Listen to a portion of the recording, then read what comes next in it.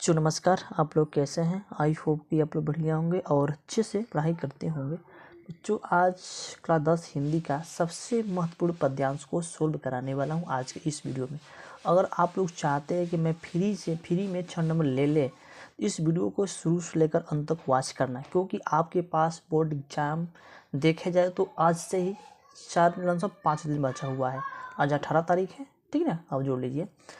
तो जो हम वही बताएंगे जो बोर्ड एग्जाम की दृष्टि से सबसे ज़्यादा इम्पोर्टेंट है, क्योंकि आपके पास समय बहुत कम बचा हुआ है। तो बच्चों वही चीज़ हम बताएंगे जो आप उसको पढ़ के अच्छे से अच्छा नंबर ला पाए, ठीक ना? चलिए बच्चों स्टार्ट करते हैं, इसको पढ़ते हैं। बढ़त बड़ा संपत्ति सलेलू मन सरोज बटी जाए, घटत घटा सुन गिरी घटो बरु समूल तुम्ही लाई। क्या बच्चों? तुम्ही लाई। तो बच्चों इसी का ये है, ठीक है? क्या बच्चों? ये पद्यांश है। इसका कुछ यहाँ पर दिया है बच्चों, ठीक ना? ये दो नंबर का बच्चों, ये 6 नंबर का है। तो अगर 6 नंबर फ्री में लेना है तो इस वीडियो को शुरू से अंत तक वॉच करना। देखिए पहला दिया है बच्चों कि प्रस्तुत दोहे की संदर्भ हिंदी में व्याख्या कीजिए, ठीक है बच्चों? क्या ये दोहा है, इसका हमको संदर्भ लिखना है।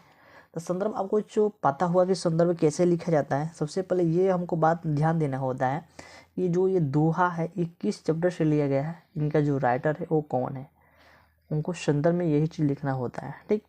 व्याख्या इसको हम बाद में बताएंगे, व्याख्या क्या कहता है, ठीक ना? तो चलिए इसका हम बच्चों संदर्भ लिखते हैं। चलिए आते हैं नीचे, ठीक ना? देखिए बच्चों यहाँ पे बच्चों हम बाबू संदर्भ लिखे हैं। आपको ब्लैक पेन से संदर्भ हेडिंग डाल देना है। उसके बाद लिखना है कि प्रस्तुत दोहा कविवर बिहारी लाल द्वारा रचित बिहारी सत्यसई से हमारी पाठ्य पुस्तक हिंदी के काव्य खंड में संकलित नीति शीर्ष से लिया गया है, ठीक ना? क्या बच्चों? जो ये है ना, ये नीति चैप्टर से बच्चों लिया गया है। इनका जो राइटर है वो है बच्चों हमारा बिहारी लाल। क्या बच्चों? बिहारी लाल है। हमको संदर्भ में यही चीज़ लिखना होता है। कि देखा तो आखिर में संदर्भ है जो है ना बाबू, ये बहुत ईजी, इसको तो कोई भी लिख लेगा, ठीक। ये तो हो गया। आप दूसरी बताते हैं बच्चों व्याख्या। व्याख्या क्या होता है बच्चों? इसका यहाँ से और यहाँ तक है ना, इसका पूरे का अर्थ लिखना होता है, इसको बोलते हैं बच्चों व्याख्या, ठीक। तो संदर्भ हो गया। उसके बाद देखते हैं प्रसंग। प्रसंग में बच्चों क्या लिखना होता है? देखिए यहाँ पर दिया है कि प्रस्तुत दोहे के कवि ने धन के बढ़ने पर मन पर बढ़ने वाले प्रभाव का वर्णन किया है।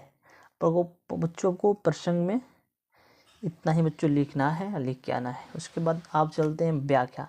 व्याख्या का क्या होता है इसको भी हम बच्चों समझ लो। पहले एक बात जान लीजिए कि इसको आप सोल्व करेंगे ना, यहाँ से आपको 2 नंबर मिल जाएगा, ठीक, सही आंसर देते हैं तो। उसके बाद दूसरा है बच्चों, इसको भी इसका आंसर दे देते हैं, यहाँ से 2 नंबर मिल जाएगा और यहाँ से भी 2 नंबर मिल जाएगा। अब देखिए तो तीनों को मिला देंगे तो कितने नंबर का हो जाएगा? तो ये हो जाएगा वो 6 नंबर को, 6 नंबर हो जाएगा। जो बच्चों जो हम ये बता रहे हैं ना, बोर्ड एग्जाम की दृष्टि से सबसे ज़्यादा इम्पोर्टेंट है, 100% आएगा, ठीक। चलिए इसका व्याख्या देख लेते हैं बच्चों। देखिए यहाँ पे बच्चों व्याख्या का बच्चों हम हेडिंग यहाँ पे डाले हैं, ठीक ना? देखिए क्या डालें, ध्यान से देखिए।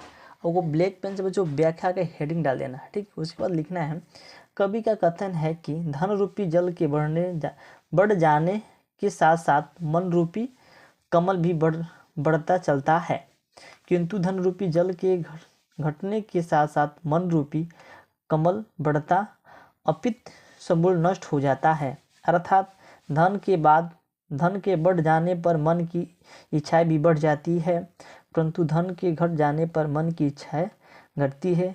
तब परिणाम यह होता है कि मनुष्य सह नहीं पाता और दुख से मरे हुए समान हो जाता है। आपको इसको व्याख्या बच्चों यही हमको लिखना है। व्याख्या में क्या इसका जो लिखे ना बाबू, इसका जो लिखे इसका अर्थ है बच्चों, इसको पूरी का अर्थ हमको व्याख्या में लिख दिए हैं, ठीक।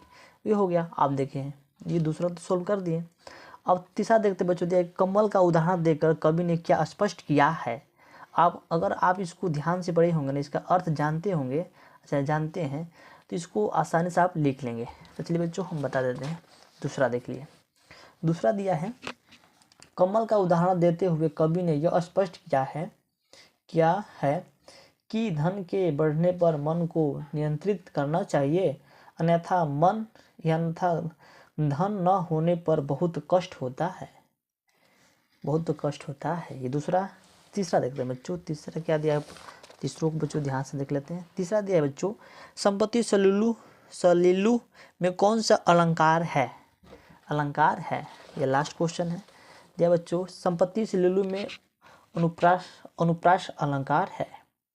ठीक, तो ये आपको यहाँ से बच्चों 6 नंबर क्लियर हो गया। जिस तरह से हम बच्चों लिखें उसी तरह से आपको लिख के आना है। अगर इतना लिख के आते हैं, करके आते हैं, तो बोर्ड एग्जाम में आपका अच्छा खासा नंबर आएगा, क्योंकि आपके पास समय बहुत कम बचा हुआ है।